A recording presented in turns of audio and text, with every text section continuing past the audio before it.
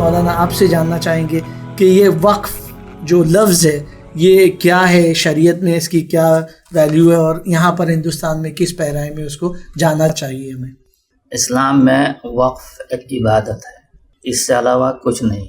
وقف عربی کا لفظ ہے، اس کو اگر ترجمہ کریں گے انگریزی میں دین اٹ بیکمس انڈومنٹس۔ اور اسلام میں وقف عبادت کیوں ہے؟ وہ باقاعدہ صراحت کے ساتھ حدیث میں مذکور ہے کہ انسان جب انتقال کر جاتا ہے، اس کی موت ہو جاتی ہے، 3 طرح کی عبادات، 3 طرح کے اچھے اعمال جو جاری رہتے ہیں، جس کو کہا گیا ہے حدیث کے الفاظ میں الصدقہ الجاریہ، صدقہ جاریہ۔ ان میں سے ایک عمل یہ ہے کہ انسان کے اولاد صالح چھوڑ کر کے گیا ہو، اس کے بیٹے بیٹیاں وہ نیک عمل کرتے ہیں، اس کے لیے دعائیں مانگتے ہیں، اس کی اولاد اس کے دادا دادی نانا نانی کے لیے دعائیں مانگتے تھے، اس طرح سے وہ صدقہ جاریہ ہے، اولاد صالح اولاد کا عمل۔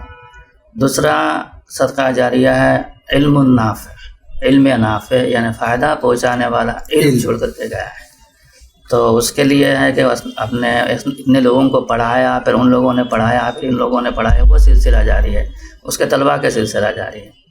یا پھر اس نے کوئی کتاب لکھی تو اس کتاب کے ذریعے سے جو ہے نا نسل در نسل علم چلا جا رہا ہے۔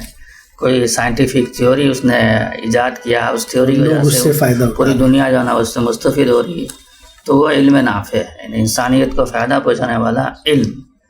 تیسرا جو ہے نا وہ یہ ہے کہ کوئی ایسا کام اس نے کر کے گیا ہے جس کام کی وجہ سے انسانیت کو، مخلوقات کو اور مذہب کو فائدہ مسلسل پہنچ رہا ہے۔ یہ تیسرا والا جو ہے نا وقف ہے، اس کو انڈومنٹس ہی کہا جاتا ہے۔ تیسرا کوئی انسان جو ہے نا ایک چیز یعنی کوئی پراپرٹی ہے، موویبل پراپرٹی، ایموویبل پراپرٹی، کچھ بھی وہ جو ہے نا اس کو دے سکتا ہے، اس کو دان کہا جاتا ہے ہندی میں، اس کو چیریٹی کہا جاتا ہے انگریزی میں، اور جب اس کو ول کے ذریعہ سے کرے گا تب جا کر کے وہ انڈومنٹ بنے گا۔ ول کا مطلب وصیت کے ذریعہ سے، وصیت مرنے سے پہلے بھی ہو سکتی، مطلب مرنے کے بعد وصیت، یا زندگی میں اس نے لکھ کر کے باقاعدہ دے دیا ہے، ڈاکومنٹ بنا کر کے دے دیا۔ تو یہ صدقہ جاریہ جو ہے نا یہ وقف ہے، یہ انڈومنٹ ہے اور یہ عبادت ہے۔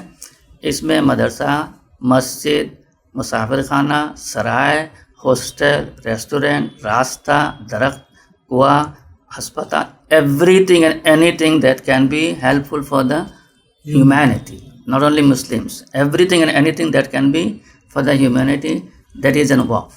شکریہ مولانا، آپ نے بہت تفصیل سے ہمارے ویورز کو یہ بتایا کہ عبادت اور صدقہ جاریہ میں شامل تیسرا نقطہ جو ہے اس کے تحت یہ آتا ہے۔